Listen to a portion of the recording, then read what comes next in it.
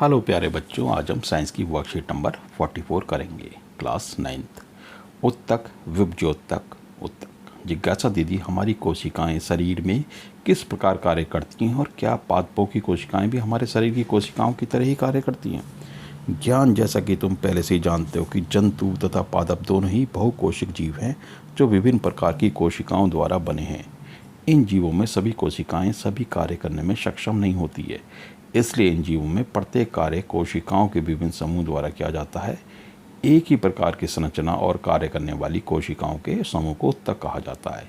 विभिन्न प्रकार के उत्तक मिलकर अंगों का निर्माण करते हैं। विभिन्न अंगों के उत्तक की कोशिकाएं अलग अलग होती हैं जो निश्चित कार्य करने में सक्षम होती हैं। मनुष्य और पादप दोनों ही में अलग अलग कार्य करने के लिए अलग अलग प्रकार के उत्तक होते हैं। तो शरीर की सबसे छोटी इकाई संरचनात्मक या कार्यात्मक, यानी शरीर की सबसे छोटी इकाई संरचना में और कार्य में जो होती है वो कोशिका होती है, और कोशिकाओं के समूह को हम उत्तक कहते हैं जो कार्य में और संरचना में यानी बनावट में एक जैसे होते हैं। जंतु उत्तक, जंतु उत्तकों का अधिकांश भाग जीवित होता है। इन्हें ऊर्जा की आवश्यकता भी अधिक होती है तथा इनकी कोशिकाओं की वृद्धि भी एक समान होती है। यानी आपने किसी भी जंतु को देखा होगा तो आपने देखा उसके हाथ पैर शरीर में एक जैसे होते हैं, यानी कि एक हाथ लंबा हो गया और एक टांग लंबी हो गई। जबकि पौधों में क्या होता है, कोई सी शाखा लंबी हो जाती है, कभी कभी तना बढ़ जाता है, ठीक है ना। वृद्धि आपने देखा होगा तने में ज़्यादा होती है। तो पादप उत्तक देख लेते हैं। पौधे स्थिर रहते हैं, इसलिए इनके अधिकांश उत्तक सहारा देने वाले होते हैं। यह उत्तक अधिकतर मृत होते हैं, इसलिए पौधों में वृद्धि भी कुछ ही क्षेत्रों तक सीमित रहती है। इन्हें ऊर्जा की आवश्यकता भी कम होती है। पौधों में कुछ उत्तक जीवन भर विभाजित होते रहते हैं। पादप उत्तकों को विभज्योतक, उत्तक मेरिस्टेमेटिक टिश्यू तथा स्थायी उत्तक के रूप में वर्गीकृत किया जाता है। विभज्योतक पौधों की वृद्धि कुछ निश्चित भागों से ही होती है। ऐसे विभाजित होने वाले उत्तकों के कारण होता है।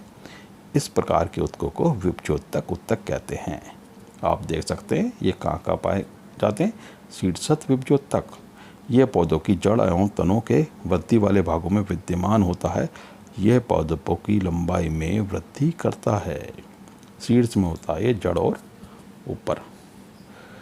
अंतर्विष्ट विभज्योतक ये पत्तियों के आधार या टहनी के पर्व के दोनों ओर उपस्थित होते हैं। जहाँ पत्ती जुड़ी होती है उस जगह। पार्श्व विभज्योतक तने की परिधि अथवा मूल में वृद्धि पार्श्व विभज्योतक उत्तक के कारण होती है। यानी तने की जो चौड़ाई बढ़ती है वो पार्श्व विभज्योतक के वजह से बढ़ती है। विभज्योतक उत्तक के गुण, इन उत्तकों की कोशिकाएं निरंतर विभाजित होती रहती हैं। इनके पास बहुत अधिक कोशिका द्रव्य, पतली कोशिका भित्ति और स्पष्ट केंद्रक होते हैं और इनमें राजधानियाँ नहीं होती। अब हम प्रश्न देख लेते हैं, उत्तक क्या है। तो एक ही प्रकार की संरचना और कार्य करने वाली कोशिकाओं के समूह को उत्तक कहा जाता है। पादप तथा जंतु उत्तकों में कोई दो अंतर लिखिए। तो यहाँ से लिख देते हैं हम, जंतु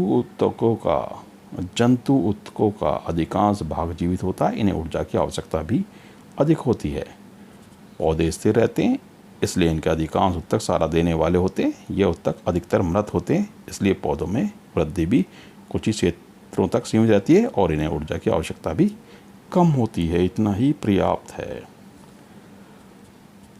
विभज्योतक उत्तकों के प्रकार तथा पौधों में उनकी स्थिति दर्शाइए। आप ये ले सकते हैं, शीर्षस्थ विभज्योतक, अंतर्विष्ट विभज्योतक और पार्श्व विभज्योतक। शीर्षस्थ विभज्योतक यह पौधों के जड़ एवं तनों के वृद्धि वाले भाग में विद्यमान होता है। यह पादपों की लंबाई में वृद्धि करता है। अंतर्विष्ट विभज्योतक यह पत्तियों के आधार या टहनी के पर्व के दोनों ओर उपस्थित होते हैं। पार्श्व विभज्योतक तने की परिधि अथवा मूल में वृद्धि पार्श्व विभज्योतक उत्तक के कारण होती है। विभज्योतक उत्तकों के कोई दो गुण बताइए। विभज्योतक उत्तक के गुण हैं, इन उत्तकों की कोशिकाएं निरंतर विभाजित होती रहती है। इनके पास बहुत अधिक कोशिका द्रव्य, पतली कोशिका भित्ति और स्पष्ट केंद्रक होते हैं और इनमें राजधानियाँ नहीं होती।